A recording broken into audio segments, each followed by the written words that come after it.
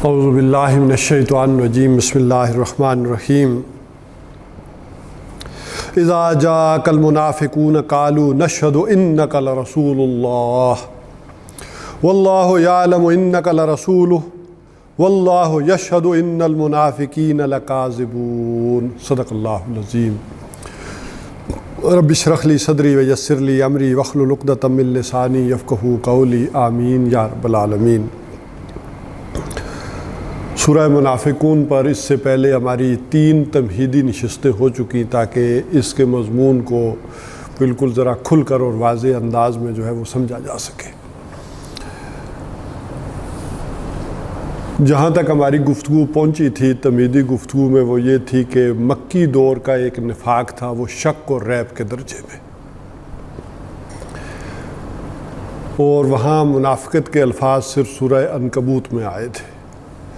یعنی ایک تو سورہ مدثر میں وہ الفاظ آ گئے کہ جہاں اللہ تعالیٰ نے کہا کہ میں نے جہنم پر 19 فرشتے مقرر کیے ہیں، اب یہ 19 کا عدد جو تھا یہ جہاں مشرکین کے لیے فتنے کا باعث بن گیا، یہی بات ہے کہ ان میں سے ایک بدبخت نے یہ بھی کہہ دیا کہ 9 کو تو میں دیکھ لوں گا، 10 کا تم بندوبست کر لو سارے مل کر۔ وہاں اہل ایمان کے دل میں بھی کچھ نہ کچھ تردد پیدا ہوا، یعنی وہ اہل ایمان نہیں بلکہ وہ اہل ایمان کے جن کے اندر ابھی وہ گہرائی یا وہ ڈیپتھ نہیں آئی تھی۔ تو اس طرح کے اس انداز میں ایک بات آتی ہے کہ مکی دور کا نفاق صرف شک اور ریب کے درجے میں تھا، جسے کہا گیا تھا کہ انما المؤمنون، کہ بے شک مومن تو وہ ہیں کہ جو ایمان لائے اللہ پر اور رسول پر، ثم لم یرتابوا، پھر اس میں کسی قسم کے شک میں نہیں پڑے۔ تو وہاں تھا مدنی دور میں آ کر کلمہ پڑھنا، اللہ اللہ کہنا، اللہ کی توحید بیان کرنا، اس میں تو کوئی مسئلہ نہیں تھا، نہ کوئی مار پڑنی تھی، نہ کوئی اس کے نتیجے میں تشدد آنا تھا۔ ہمارے ہاں کچھ لوگ کہتے ہیں نا وہاں تو کلمہ پڑھنے پر ہی مار پڑنی شروع ہو جاتی تھی۔ یہ بات اپنی جگہ ٹھیک ہے، لیکن وہ جب کسی حیثیت میں آئے تو مار پڑنی شروع ہوئی، فوراً نہیں پڑھنی شروع ہوئی۔ لیکن مدینہ میں کلمہ پڑھنے پہ کون سی مار پڑنا شروع ہو گئی تھی؟ مدینہ میں تو سینکڑوں ہزاروں لوگ جو ہے وہ ایمان لائے، کسی کو اس بنیاد پر تو نہیں مارا گیا کہ تم نے کلمہ کیوں پڑھا اور ایمان کیوں لائے۔ وہاں اور مسئلہ تھا، وہاں یہ تھا کہ جس میں ہم نے دیکھی تھی یہ بات کہ وہاں اصلاً یہ تھا کہ جہاد و قتال سے انکار، اس سے پیش قدمی، پسپائی اختیار کرنا، یہ اصلاً مرض تھا، جس کی 2 چیزیں جو ہے وہ میں نے بیان کی تھی کہ سورہ نساء کے اندر چونکہ منافقت کا مضمون بڑا کھل کے آیا ہے۔ سورہ بقرہ میں اگر وہ چلیں تو سب سے ابتدائی صورتوں میں سورہ محمد ہے، سورہ بقرہ ہے جو ابتدائی مدنی صورتیں ہیں، تو وہاں تو شروع میں اس کو صرف کہا گیا کہ ان کے دلوں میں فی قلوبہم مرض، ایک بیماری ہے، کوئی مرض بھی ہے لیکن نکرہ کی صورت میں آئی، کوئی بیماری، یہ کوئی کسی اس کے نام نہیں لیا گیا، معین نہیں کی گئی کہ ایک بس بیماری ہے جو انسان کی فطری کمزوری بھی ہو سکتی ہے، اس کی طبیعت کی کمزوری بھی، جسے کہیں گے کہ قوت ارادی کی کمزوری اصل میں یہ ہے کہ ایک انسان ارادہ کر لیتا ہے لیکن وہ اس پر کام نہیں کر سکتا، جسے اقبال نے کہا کہ وہی دیرینہ بیماری نا محکمی دل کی، کہ دل کا کسی چیز کے اوپر محکم پختہ نہ ہو جانا، ٹک نہ جانا، یہ والا معاملہ تھا۔ اور یہی بات پھر آگے بڑھتے بڑھتے سورہ آل عمران میں بھی آئی، اور پھر سورہ نساء میں اپنے عروج پر پہنچی ہے کہ وہاں 176 آیات میں سے 66 آیات جو تھی منافقین سے خطاب تھا، اور وہاں 3 پوائنٹ بڑے نمایاں کیے گئے تھے کہ منافقوں پر 3 چیزیں بڑی بھاری ہیں۔ ایک، حضور صلی اللہ علیہ وسلم کی شخصی اطاعت، نمبر 2 ہجرت، اور نمبر 3 قتال، اس سے گریز کرنا۔ تو مدنی دور کا ایک نفاق اس طرح کے معاملے کا تھا کہ وہ ایمان تو لائے لیکن ایمان کے جو تقاضے تھے وہ صحیح انداز میں، بھرپور انداز میں ادا نہ کر سکے۔ اب اس کی تفصیل آئے گی آگے، جو آیات آئیں گی تو آپ کے لیے میں ڈیٹیل میں سمجھاؤں گا کہ وہ کیسے چیزیں جو ہے وہ واضح ہوتی ہیں۔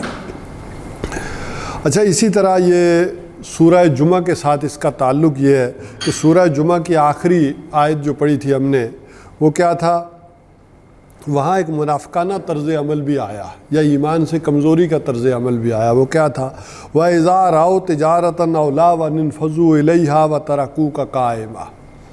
جب دیکھا انہوں نے ایک تجارتی سامان کو اور ایک کھیل تماشے، کوئی کھیل ہوا، تو اصل میں تو کھیل وہاں کوئی نہیں ہوا تھا، یہ قرآن حکیم کے ساتھ جوڑ دیا گیا عبدالآباد کے لیے. جیسے میں نے بیان کیا تھا کہ اللہ کو تو پتہ تھا کہ آخری زمانے میں یہ بھی ہوگا کہ جب انڈیا پاکستان کا میچ ہوگا تو لوگ جمعہ پڑھنے ہی نہیں آئیں گے، تو کوئی اس طرح کا معاملہ بھی ہو سکتا ہے، لہٰذا اس کو جوڑ دیا گیا ابدی ہدایت کے اعتبار سے.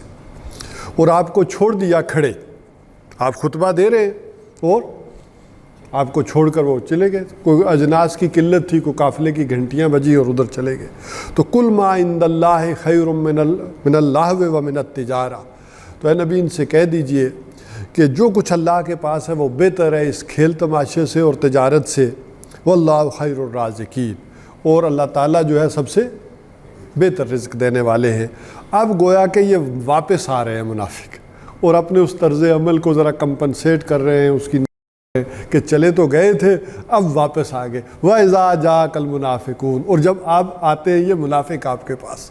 تو ایک تو اس طرح سے انٹرلاک ہو گیا صورتوں کا کہ یہاں سے یہ صورت ایک ختم ہو رہی ہے، وہاں سے دوسری صورت شروع ہو رہی ہے. اپنے مضامین کے اعتبار سے اب تک جو ہم نے گفتگو کی ہے، تو مضامین کے اعتبار سے اصلاً تو یہ جوڑا بن جاتی ہے سورہ صف کا.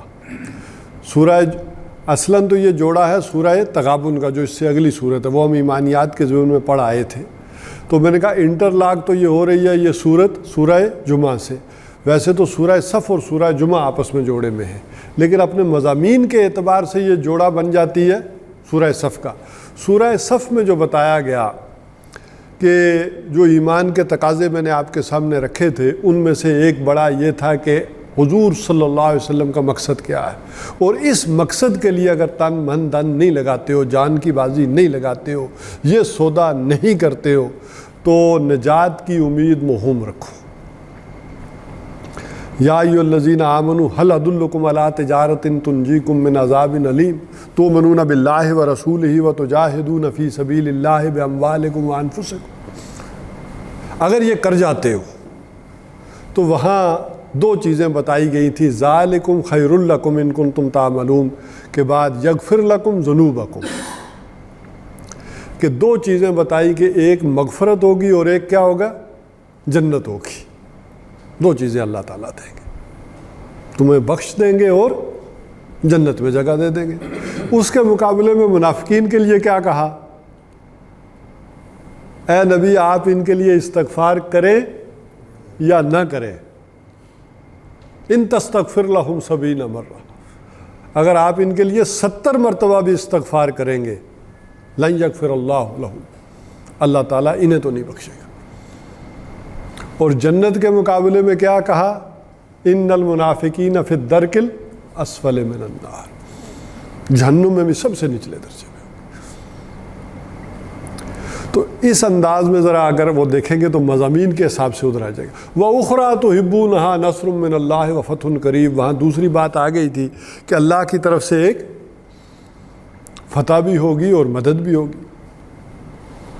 اور ان کا معاملہ کیا آ گیا؟ منافقین کا معاملہ آ گیا کہ ان کے لیے کیا ہے؟ ذلت اور رسوائی، دنیا میں بھی اور آخرت میں. اور مدد کا تو سوال ہی پیدا نہیں ہوتا. اور اس سے اگلی بات آئی تھی کہ جو لوگ یہ کام کریں وہ اللہ کے مددگار قرار پائیں گے. من انصاری اللہ قال الحواریون نحن انصار اللہ.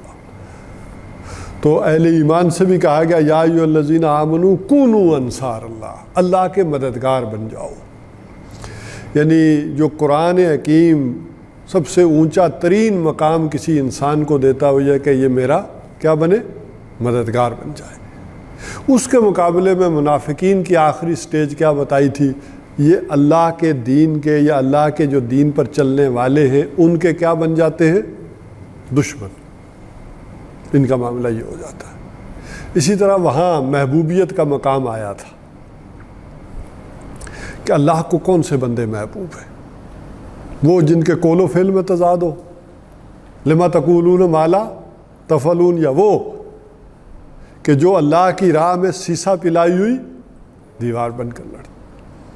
تو یہاں وہ بات آ گئی کہ یہ وہ لوگ ہیں کہ جو اس جہاد و قتال سے گریز کرنے والے ہیں اور ان کے قول اور فعل میں تضاد ہے.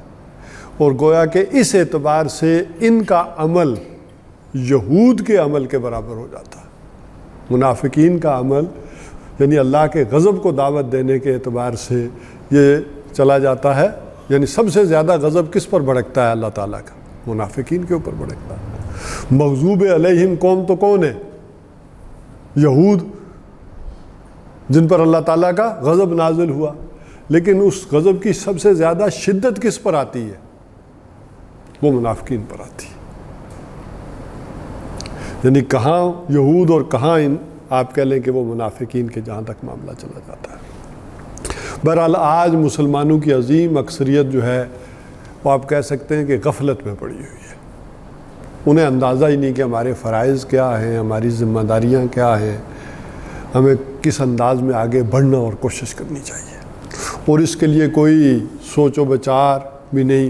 وہی جو طرز عمل ہوتے ہوتے، جیسے میں نے کہا کہ ایک دوا کا آ رہا ہے، اسی طرز عمل پر جو ہے وہ انسان پھر جامد ہو جاتا ہے. اور وہی فضائل کی حدیثیں، وہی چیزیں، وہ ساری انسان رٹ رہا ہے اور انہی کے اوپر عمل پیرا ہو رہا ہے. جیسے میں نے کہا تھا کہ یہ جو تیسرا فرض تھا، یہ تو جس کسی نے بھی نام لیا وہ نہیں بچ سکا. پھر وہ اسی لیے ہم کہتے ہیں کہ جمہوریت کی بھی بہتر ہے. یہ دنیا میں جو حقوق کا تصور پیدا ہوا، اسی کے نتیجے میں تو وہ لوگ اس تیسرے فرض کا نام لے سکے. ورنہ آپ کہہ لیں کہ اس سے پہلے دنیا میں اللہ کی حاکمیت قائم کرنے کے لیے اگر کوئی شخص اٹھا ہے یا آواز بلند ہوئی ہے تو اسے زندہ رہنے کی کوئی اجازت نہیں دی گئی. وہ چاہے حضور کے نواسے ہوں یا امام حسن کے ہوں یا آگے دنیا میں چلتے ہوئے دہلی کے اندر جن لوگوں نے بھی انگریز کے خلاف بغاوت کی، کوئی ایک نہ بچا. وہ سارے اہل علم جو ہے، تو ہم تک تو باتیں وہی پہنچی جنہوں نے کچھ نہ کچھ ریکنسائل کیا، کچھ نہ کچھ کمپرومائز کیا، کچھ نہ کچھ انہی کی کتابیں، انہی کا لٹریچر. یہ تو زمانہ اور آیا ہے کہ جہاں حقوق کا ایک تصور پیدا ہوا، ہر ایک کو بات کرنے کی اجازت دی گئی. اس کے نتیجے میں قرآن کی جو اصل ایسنس تھا، جو تعلیمات تھیں، اس کی طرف بھی. ورنہ یہ تو لوگوں کو مطمئن کر دیا گیا تھا کہ یہ شے جو ہے وہ رکھ دے، بس ادب احترام کے ساتھ رکھ دے، اس کے پڑھنے کی ضرورت نہیں. ذرا آپ اندازہ کریں نا کہ جب وہ، میں نے شاید بات آپ کو بتائی بھی تھی کہ شیخ نظام الدین اولیاء علیہ رحمہ کو جب بلایا گیا، ان کی کچھ شکایت لگی دربار میں. اب اس تفصیل میں کیا جانا، کوئی لگی ہوگی کہ یہ سما کرتے ہیں، کو سنتے رہتے ہیں. تو وہ وہاں بلایا گیا تو انہوں نے کہا کہ آپ کے خلاف یہ شکایت ہے. تو انہوں نے حدیث پڑھی. تو اس پر ان سے کہا گیا کہ ہم امام ابو حنیفہ کے مقلد ہیں، اگر ان کا کوئی فتویٰ ہے تو وہ لاؤ، یہ حدیثیں یہاں نہ سناؤ. پھر دیکھیں نا، ہوتے ہوتے پھر معاملہ کہاں تک پہنچ گیا. اور پھر وہ چلے گئے. انہوں نے کہا ٹھیک ہے، جو فیصلہ کرنا ہے کر لیجئے. جہاں حدیث رسول کی یہ شنوائی ہو، یہ قدر ہو، وہاں میں کیا بات کروں. نکل گئے. مجھے ظفر صاحب موجود ہیں، وہ قطر کے جو، وہ کیا اسلامک سینٹر کیا کہیں گے اسے، وہ دیار قطر، اس کے جو حیدر صاحب تھے، ہاں قطر دیار. تو انہوں نے ایک بات کی، تو بعد میں نے اس پر غور کیا. مجھے سمجھ آئی کہ ہر زمانے کی اپنی ضرورت اور ایک تکلیف ہوتی ہے.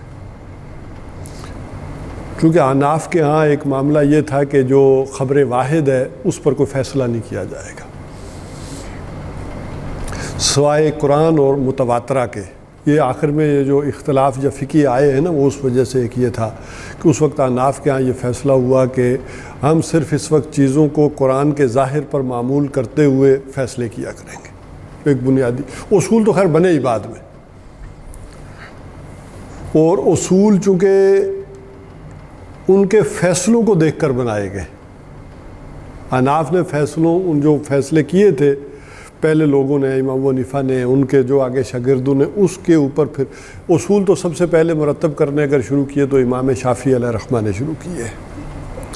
ہاں البتہ امام شاطبی وہ پہلے امام ہیں کہ جنہوں نے وہ اصول مرتب کیے کہ شارع نے محمد الرسول اللہ صلی اللہ علیہ وسلم نے یہ فیصلے کیے تو کن اصولوں کی بنیاد پر کی، وہ پیچھے گئے ہیں.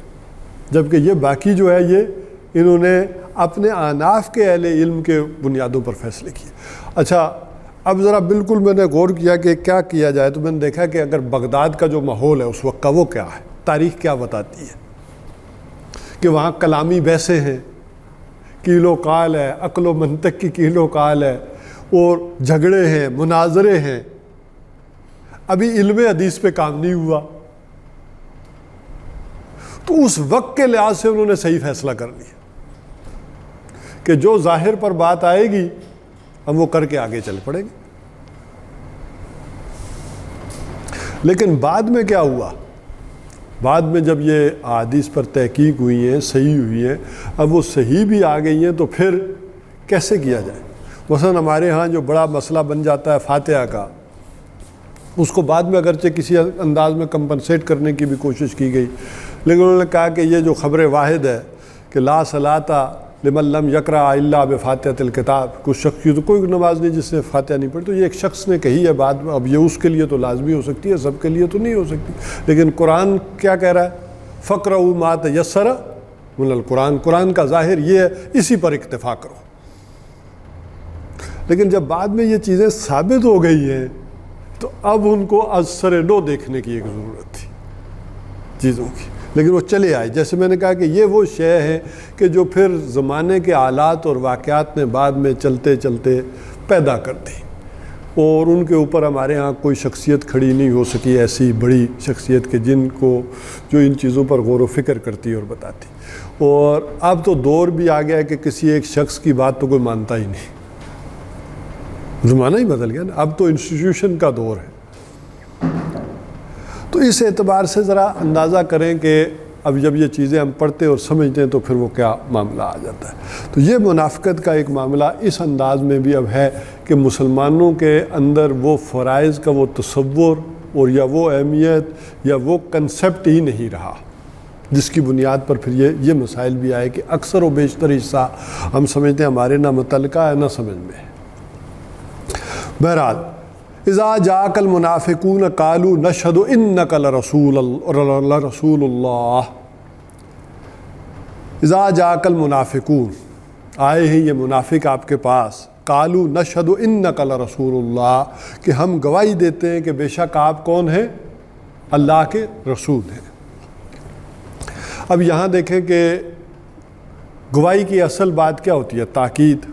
اللہ تعالیٰ جب کسی گواہی کا معاملہ کرتے ہیں تو وہ تاکید کے لیے، لیکن انسان جب قسم اٹھاتا ہے تو اس کا تاکید کا معاملہ نہیں ہوتا، بلکہ وہ کسی اپنے سے برتر شخصیت کو، بڑی شخصیت کو گواہ بناتا ہے. اور یہ اللہ کو گواہ بنا رہے ہیں اور کیا کہہ رہے ہیں کہ ہم گواہی دیتے ہیں، یعنی کہ ہم ایمان لائے. کلمہ شہادت کیا ہے، اصل میں گواہی ہے. ہم گواہی دیتے ہیں کہ آپ کون ہیں، اللہ کے رسول. اب اس بات کو سمجھ لیں، نہ یہاں ایمان باللہ ہے یا نہ ایمان بالآخرہ ہے، یہاں کیا ہے صرف. اب بالکل سورہ بقرہ کے شروع میں چلے جائیں جہاں اس چیز کو ایک بیماری قرار دیا گیا تھا، وہاں کیا آتا، وَمِنَ النَّاسِ مَن يَقُولُ آمَنَّا بِاللَّهِ وَبِالْيَوْمِ الْآخِرِ وَمَا هُمْ بِمُؤْمِنِينَ. لوگوں میں سے ایسے بھی ہیں جو کہتے ہیں کہ ہم ایمان لائے اللہ پر اور آخرت پر، وَمَا هُمْ بِمُؤْمِنِينَ، حالانکہ وہ مومن نہیں ہیں. وہاں کیوں مومن نہیں کہے گے؟ اور اسی کے بعد آتا ہے کہ پھر ان کے دلوں میں کیا ہے، ایک بیماری ہے، فی قلوبہم مرض فزادہم اللہ مرضا. جو وقت گزرا ہے اللہ نے اس بیماری کو بڑھا دیا ہے. وہاں اصل بیماری کیا تھی کہ ایمان بالرسالت کو انہوں نے نمایاں نہیں کیا، وہ دل میں چھپائی ہوئی تھی بات. ہم ایمان لائے کس پر، اللہ پر اور یوم آخرت پر، لیکن ایمان بالرسالت کو نمایاں نہیں کیا. لہٰذا اللہ نے کہا کہ یہ مومن نہیں ہے. اس بات کو سمجھ لیں کہ اصولی اور نظریاتی اعتبار سے اصل ایمان کیا ہے، ایمان باللہ. یہ دو جو ایمان بالآخرہ اور ایمان بالرسالت ہے، یہ اصل میں ایمان باللہ ہی کی فروعات ہیں، کرالریز ہیں، لیکن ایمان بالرسالت اس دنیا میں اصل میں فیصلہ کن شے ہے۔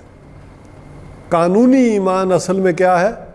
ایمان بالرسالت۔ اگر رسول پر ایمان نہیں لاتے ہو تو تم مسلمان نہیں، چاہے کتنے بڑے معاہد کے ہی نہیں ہو، چاہے کتنے بڑے آخرت پر ایمان رکھنے والے نہیں ہو، لیکن ایمان بالرسالت دنیا میں فیصلے ہوں گے اس کی بنیاد کے اوپر۔ اور عمل پر سب سے زیادہ اثر انداز ہونے والی شے یہ ایمان بالآخرہ ہوگا۔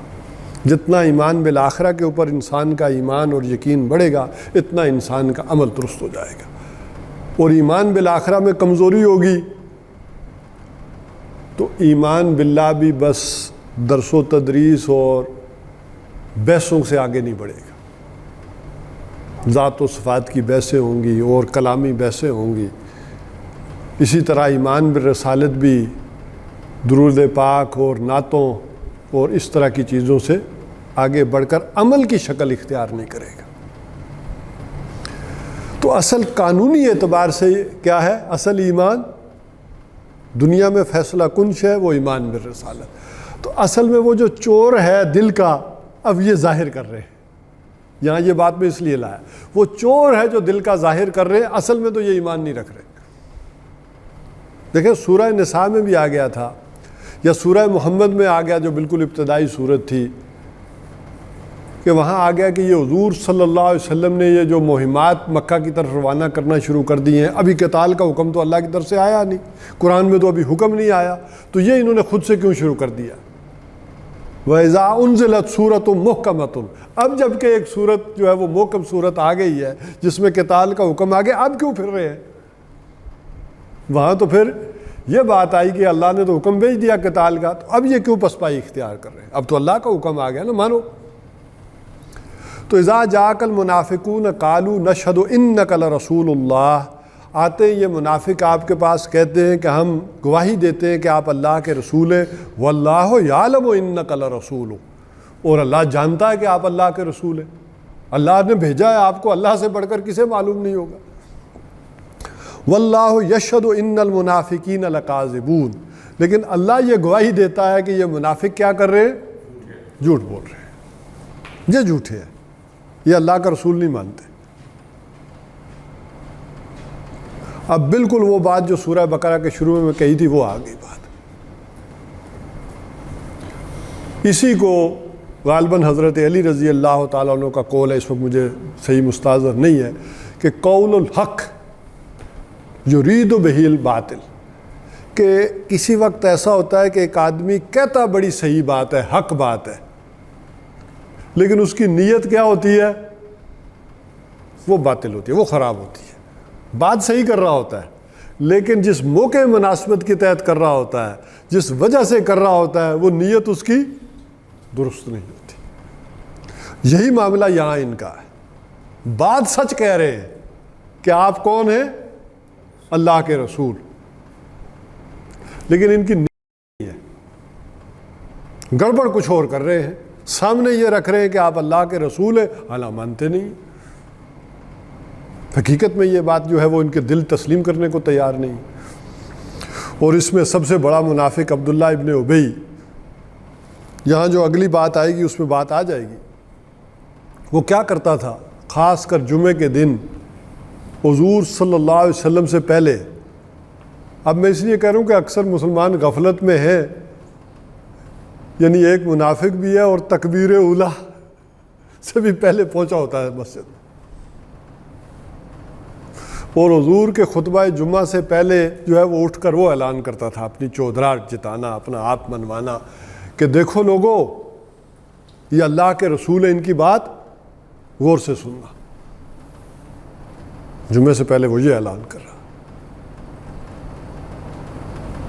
لیکن خود تسلیم نہیں کر رہا، بات صحیح کہہ رہا ہے، لیکن اس کی نیت اور ارادہ کیا ہے یہ تو صاحب بصیرت لوگ ہی جانے اور سمجھے، لیکن ایک سمجھے کہ ایک ارادہ فوری طور پر جو نظر آتا ہے تو وہ تو یہ ہے نا کہ مجھے بھی سمجھو۔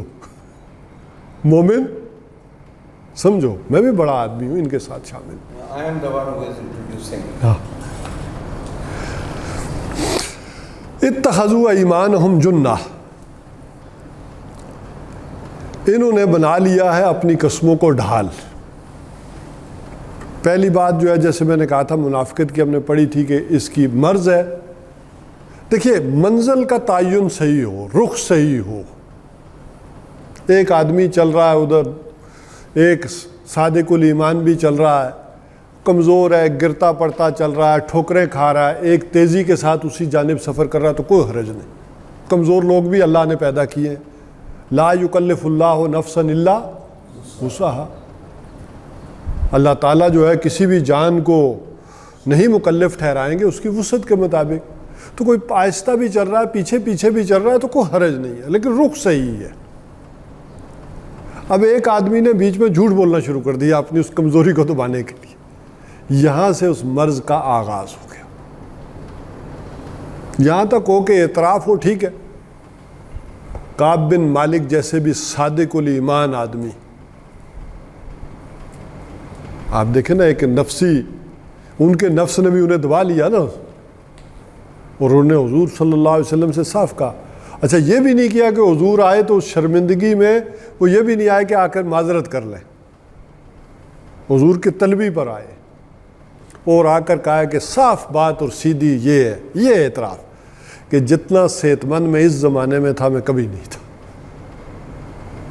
جتنا خوشحال میں اس زمانے میں تھا میں کبھی نہیں تھا، لیکن بس سستی ہو گئی. میں نے کہا آپ 30,000 کا لشکر لے کر چل رہے ہیں، آہستہ آہستہ چلیں گے، میں ذرا ٹھنڈی چھاؤں میں، گھر میں گرمی زیادہ ہے، ذرا آرام کر لوں.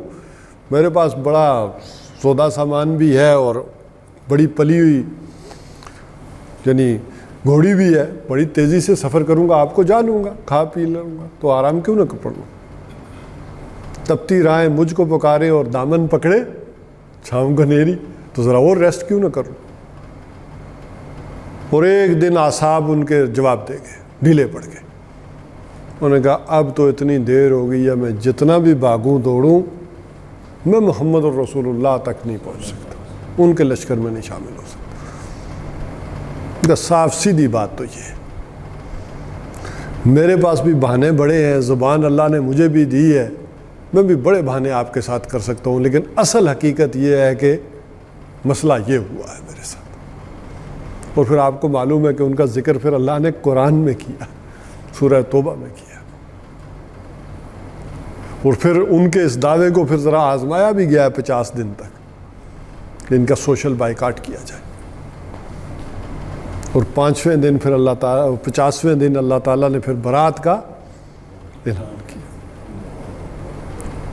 اور پھر آئے اور انہوں نے کہا کہ جو کچھ ہے اللہ کی راہ میں دیتا ہوں، اس سارے کی وجہ سے میں رہا تھا، اب یہ علاج کے ضمن میں بات آئے گی، سب وہاں دے دیا.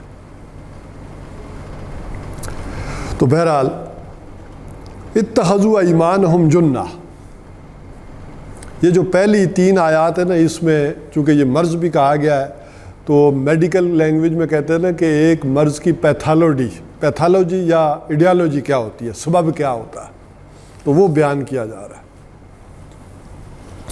اتخذوا ایمانہم جنہ، انہوں نے اپنی قسموں کو جو ہے وہ ڈھال بنا لیا ہے.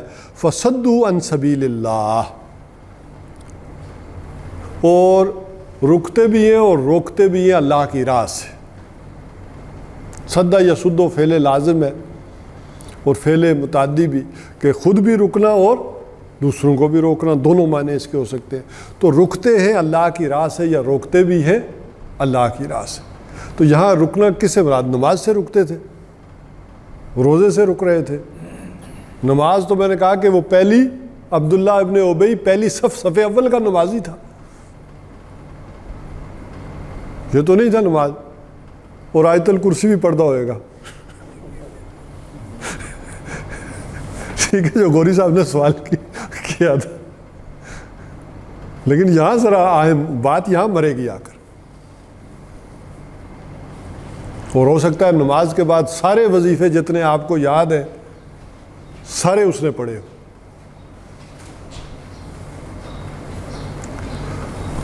تو رکتے بھی تھے اور روکتے بھی تھے، فی سبیل اللہ، اللہ کی راہ سے۔ جیسے میں نے کہا کہ اصل مرض ان کے دل میں کیا تھا؟ جان و مال، اس کا بچاؤ، اللہ کی راہ میں یہ نہیں نکلنا، جان نہیں دینی، جان پیاری ہے۔ نمازیں جتنی مرضی پڑھوا لو، وہ پڑھنے کو تیار تھے۔ تو اتخذوا ایمانہم جنہ فصدوا عن سبیل اللہ، اور پھر رکتے بھی ہیں اور روکتے بھی ہیں اللہ کی راہ سے۔ انہم ساء ما کانوا یعملون، اگر انہیں معلوم ہو انہم ساء ما کانوا یعملون، تو بڑا ہی برا ہے جو ان کا طرز عمل ہے، جو کچھ وہ کر رہے ہیں یہ برا طرز عمل ہے۔ ایمان کا تقاضا تو یہ ہے کہ جو بات کہی ہے پھر اس پر چلو۔ اب اللہ پر ایمان رکھا ہے، اللہ کے رسول پر ایمان رکھا ہے، تو جو اللہ اور اللہ کے رسول کا حکم ہے اس کو بجا لاؤ۔ یہ نہیں کہ جو میری مرضی کا ہے، میرے فائدے کا ہے، میں اس پر چلوں، اور جو میری مرضی کا اور میرے فائدے کا نہیں ہے اس پر میں نہ چلوں۔ انہم ساء ما کانوا یعملون ذالک بانہم آمنوا۔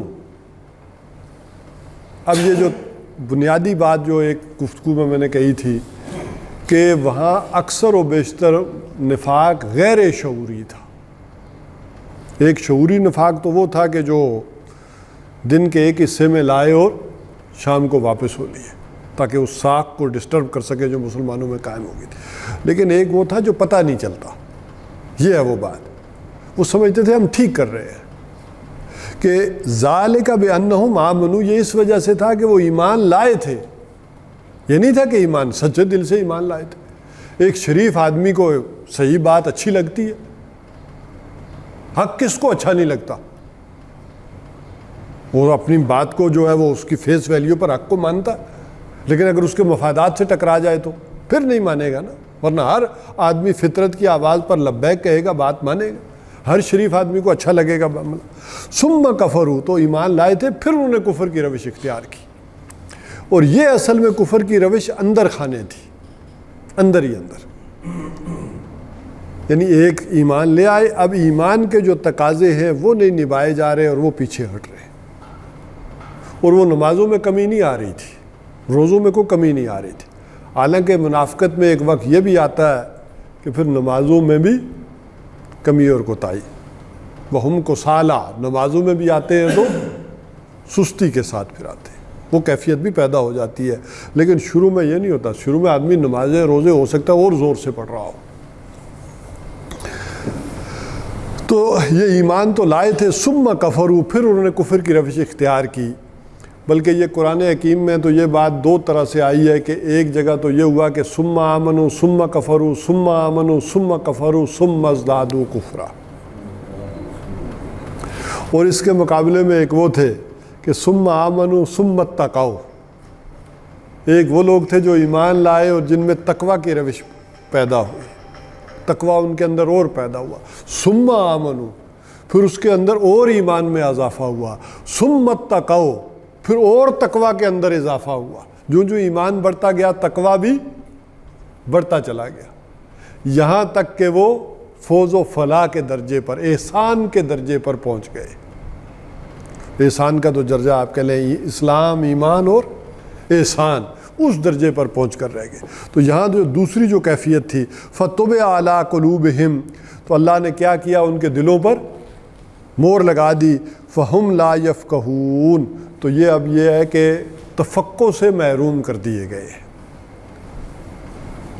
یعنی یہ غور و فکر نہیں کر رہے، سوچ نہیں رہے کہ ہمارا طرز عمل کیا ہے۔ اگر یہ کیفیت ان کی سمجھ میں آتی، سوچ، تو اسی لیے کہا لا یشعرون، انہیں اس کا شعور نہیں ہے، زیادہ کہا سمجھ نہیں ہے کہ ان کا طرز عمل کیا ہے۔ تو علی قلوبہم فہم لا یفقہون، اور یہ تفقہ جو ہے اس سے خالی ہیں، اس سے محروم ہیں، یہ سوچتے نہیں ہیں۔ اور اس کا سبب جو قرآن حکیم نے بیان کیا ہے کہ یہ قرآن کے اوپر غور و فکر نہیں کرتے، یا ان کے دلوں کے اوپر تالے لگ گئے ہیں۔ وَإِذَا رَأَيْتَهُمْ تُعْجِبُكَ أَجْسَامُهُمْ، اب میرا ٹائم تو ہمارا وہ اس اختتام کی طرف جا رہا ہے، لیکن یہ ذرا آیات کا میں ترجمہ کر دیتا ہوں، پھر انشاءاللہ العزیز ان کی وضاحت جو ہے وہ اگلی گفتگو میں ویسے آج ارادہ تو کر کے آیا تھا کہ سورہ منافقون پہ 3 ہماری تمہیدی گفتگو ہو گئی ہیں، تو اب پوری نشست میں یہ پڑھ لی جائے۔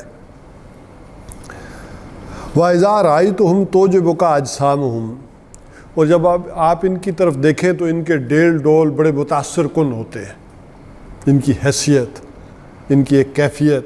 ظاہر ہے کھاتے پیتے لوگ ہوں گے تو ایک ذرا ویسے نور بھی انہی کے چہروں پہ آتا ہے جو آج کل ذرا کھانا پینا جن کا ٹھیک ہے، وہ کیا کہتے ہیں منرلز بھی پورے ہیں، وٹامن بھی پورے ہیں، تو انہی کا معاملہ ذرا درست نظر آتا ہے۔ وَإِذَا رَأَيْتُهُمْ تُعْجِبُكَ أَجْسَامُهُمْ، اور جب آپ ان کی طرف دیکھیں تو تُعْجِبُكَ، آپ کو یعنی تعجب ہوتا ہے، ایک ذرا خوشکن لگتے ہیں، اجسامہم، ان کے جو جان جسے ہیں، وَيَقُولُوا تَسْمَعُ لِقَوْلِهِمْ، اور جب یہ بات کرتے ہیں تو آپ ان کی بات کو توجہ سے سنتے ہیں۔ یہ بھی ہے کہ ایک بڑا آدمی کوئی بھی بات کرے تو توجہ سے اس کی سنی جاتی ہے بات۔ كَأَنَّهُمْ خُشُبٌ مُّسَنَّدَةٌ، لیکن ان کی اصل حقیقت اور اصل کیفیت ایسی ہے کہ جیسے سوکھی لکڑیاں ہوں، خشب مسندہ، جو سہارے کے ساتھ کھڑی ہوتی ہیں، یعنی ویسے تو ڈیل ڈول ہے لیکن ان کی اپنی پاور کوئی نہیں ہے کھڑے ہونے کی، یہ سہارے کے ساتھ کھڑے ہوتے ہیں، کوئی نہ کوئی سہارا چاہیے ہوتا ہے انہیں کھڑے ہونے کے لیے۔ یحسبون کل صیحۃ علیہم، بلکہ وہ مجھے بات یاد آ رہی ہے پیر نصیر الدین شاہ صاحب کی، وہ ایک دفعہ اس آیت کی تشریح کر رہے تھے وہ بھی بڑے دلچسپ آدمی، اللہ تعالیٰ مغفرت فرمائے۔ تو کہتے ہیں کہ اے سارے جڑے ہیں نا سندھ سارے کھڑے ہیں، اگر وہ نہ ہوتی تو ان کی بات کون سنتا؟ تو یہ سارے کھڑے ہیں، وہ کہتے ہیں جیسے خشک لکڑیاں دیوار کے سارے کھڑی ہوتی ہیں، ایسے ہی یہ سارے سندوں کے۔ پھر خیر وہ آگے ذرا اس کو مخصوص کر کے خاص جگہ پر لے جاتے ہیں، وہ ظاہر ہے ان کا ایک مقابلہ ہے، چیزیں ہیں۔ وہ کہتے تھے کوئی شیخ القرآن ہے اور کوئی شیخ الحدیث ہے، تو وہ اپنی اس شیخ القرآنی اور شیخ الحدیثی کے ذریعے جو جا کر جو ہے وہ بات کرتا اور کھڑا ہوتا ہے اور ہمارے موقف کے خلاف ہے، وہ ذرا اور آگے چلے جاتے تھے۔ تو بہرحال جیسے سوکھی ایک ہے گیلی لکڑی یعنی ہری لکڑی جو اپنی پاور پر کھڑی ہے، اس کے اندر جان ہے، یعنی وہ ایمان موجود ہے، وہ اپنی پاور پر کھڑی ہے، تو ان کے اندر ایمان نہیں، یہ ایک سہارے تلاش کرتے ہیں، سہاروں کے لیے کھڑے ہیں۔ یحسبون کل صیحۃ علیہم، اور کوئی بھی یعنی جب مطالبہ آتا ہے، کوئی بھی چیخ، یہ سمجھتے ہیں انہی پر آئی، یعنی کوئی مطالبہ آیا اور یہ لگے ہوئے تھے ذرا اپنی بات چیت کرنے میں، ادھر سے مطالبہ آ گیا کہ فلاں لشکر حملہ کرنے والا ہے یا فلاں جنگ کے لیے جانا ہے، انہوں نے کہا یہ تو ہم ہی کے اوپر مسئلہ آ گیا، پھنس گئے اس میں۔ ہم العدو، یہی دشمن ہے، فاحذرہم، ان سے بچیے، قاتلہم اللہ، اللہ انہیں ہلاک کرے، انا یوفکون، کہاں سے یہ جو ہے وہ پھر جاتے ہیں، کہاں سے یہ اچک لیے جاتے ہیں۔ بالکل سیدھی سیدھی باتیں ہیں، سیدھا سیدھا معاملہ ہے، اور سب سے بڑھ کر محمد الرسول اللہ صلی اللہ علیہ وسلم کی مائیت انہیں نصیب ہے۔ آپ صلی اللہ علیہ وسلم انہیں جو ہے وہ سمجھا رہے ہیں، اور آپ صلی اللہ علیہ وسلم انہیں دعوت دے رہے ہیں، آپ ان کی تربیت کر رہے ہیں، لیکن پھر کہاں سے یہ الٹ جاتے ہیں، کہاں پھر جاتے ہیں یہ، انہیں یعنی اس پر غور بھی نہیں کر رہے، سمجھ بھی نہیں رہے کہ کون ہیں جو ہمارے درمیان موجود ہے، محمد الرسول اللہ صلی اللہ علیہ وسلم، اور ہمیں سمجھا رہے ہیں۔ وَإِذَا قِيلَ لَهُمْ تَعَالَوْا، اور جب ان سے کہا جاتا ہے کہ آ جاؤ، يَسْتَغْفِرْ لَكُمْ رسول اللہ، تاکہ رسول صلی اللہ علیہ وسلم تمہارے لیے استغفار کرے، غلطی ہو گئی ہے تو کوئی بات نہیں، تم نے کوئی منہ سے بات کر دی ہے، کوئی عمل میں کوتاہی ہو گئی ہے، تو اس کا طریقہ کیا ہے کہ حضور صلی اللہ علیہ وسلم سے جا کر استغفار کیا جائے، اور حضور صلی اللہ علیہ وسلم تمہارے لیے استغفار کرے۔ لَوَّوْا رُؤُوسَهُمْ، تو تم دیکھتے ہو کہ یہ سروں کو مٹکاتے ہیں، وَرَأَيْتَهُمْ يَصُدُّونَ وَهُمْ مُسْتَكْبِرُونَ، اور تم ان کو دیکھتے ہو کہ رکے کے رکے رہ جاتے ہیں اور یہ تکبر کرتے ہیں۔ وہی بات کہ ان کی جھوٹی عزت نفس، اخذتہم العزت بالاسم، ان کی جھوٹی عزت نفس انہیں گناہ پر آمادہ کر ہی لیتی ہے، کہ آخر جا کر یہ سرنڈر کرنا، تسلیم کرنا محمد رسول اللہ صلی اللہ علیہ وسلم کے پاس، یعنی یہ عزت نفس بڑی اچھی چیز ہے، لیکن جب اس جگہ پر آ جائے تو یہ نیگیٹیوٹی کریٹ ہو جاتی ہے کہ میں کیوں بات جو ہے وہ صحیح تسلیم کروں۔ جیسے جدید مینجمنٹ میں بھی ہے کہ آپ کہیں دیر سے پہنچے ہیں، کلاس روم میں، پروگرام میں کوئی کانفرنس ہو رہی تھی، تو جا کر معذرت نہ کیجیے، آپ انڈر سٹریس ہو جائے گی اور آپ کے اوپر ایک اس حال کا اور آڈینس کا ایک دباؤ آ جائے گا، جدید سائیکالوجی کہہ رہی، اور آپ جا کر کہیے کہ بالکل ٹھیک ہے، جو ہوا وہ ہوا، اس کے جو بھی جواز بتائیں اور بات اپنی شروع کر دیں۔ یہ نہ کہیں کہ میں لیٹ ہو گیا تھا، معذرت، مجھے 10 منٹ جو ہے وہ، یہ نہ کہیں۔ جب اس جگہ پر چلی جائے اور تعلیمات بھی یہی ہوں نا تو پھر مسئلہ بن جاتا ہے۔ اصل تو قرآن یہ کہتا ہے کہ جو غلطی ہوئی ہے اس کو غلطی مانا جائے، تسلیم کرے۔ اس کے بعد اللہ تعالیٰ ہے پھر کیسے آپ کے اوپر جو ہے وہ اپنی ظاہر کرتا ہے اور آپ جو ہے وہ بیان کرتے ہیں۔ بہرحال یہاں پھر وہ بات آگے، اسی پر میں ختم کروں گا، سواء علیہم استغفرت لہم ام لم تستغفر لہم، برابر ہے ان کے اوپر کہ آپ ان کے لیے استغفار کریں یا آپ ان کے لیے استغفار نہ کریں، لن یغفر اللہ لہم، اللہ تعالیٰ انہیں تو معاف نہیں کرے گا، ان اللہ لا یہدی القوم الفاسقین، یقیناً اللہ تعالیٰ جو ہے ایسے فاسقوں کو، ایسے ناہجاروں کو، فسق کرنے والے یعنی نافرمانوں کو، یہاں نافرمانی بھی کس میں ہے، پھر وہی بات آ جائے گی، انہی تینوں کاموں میں حضور صلی اللہ علیہ وسلم کی نافرمانی، حضور صلی اللہ علیہ وسلم کا جو مقصد ہے اس مقصد کی طرف پیش قدمی نہ کرنے میں، اس میں روڑے اٹکانا، اس میں جو ہے وہ بس پائی اختیار کرنا۔ باقی جو جن کو جس چیز کو ہم دین سمجھتے ہیں اس میں تو وہ بڑے بھرپور تھے، بڑا کام کر رہے تھے، تو اللہ تعالیٰ ایسے لوگوں کو پھر ہدایت نہیں دیتا۔ بس یہیں پر ابھی ختم کرتے ہیں، ان پچھلی آیات کو دوبارہ سے کرتے ہوئے پھر ہم آگے بڑھ چلیں گے۔ ابھی یہاں تک کے سوالات جو ہے وہ کوئی ہے تو وہ کر لیں۔